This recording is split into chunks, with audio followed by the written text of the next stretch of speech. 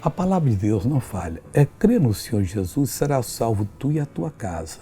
Mas não quer dizer que mesmo você crendo, não possa se perder. Mas missionário, o que é isso? Então não estou entendendo. Está entendendo sim.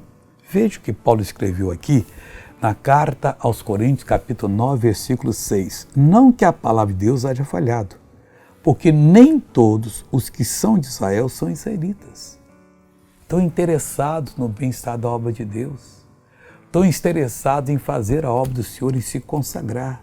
Infelizmente, tem pessoas que depois que surge uma oportunidade, esquece o Evangelho, mas entram de cara e coragem no mundo, querem ser ricos, querem ser famosos e alguns querem até ser adúlteros. Que coisa triste. Achando que é virtude ter algumas pessoas a mais além da sua metade. Nunca queira isso. Isso é desonrar. Vamos agora fazer uma oração? Primeiro, veja essa pessoa contar da bênção. Quando eu perdi minha filha, ela sofreu um acidente sério e eu tive um tipo de derrame. O médico disse que não era um derrame, mas meu lado direito inteiro não estava funcionando. Não conseguia ficar de pé por muito tempo. Agora consigo ficar de pé normalmente. Há quanto tempo usa essa bengala? 3 anos. Eu tinha que andar com isso e também com alguém para apoiar, então não podia ficar de pé muito tempo. Então anda normal agora. Anda sem a bengala.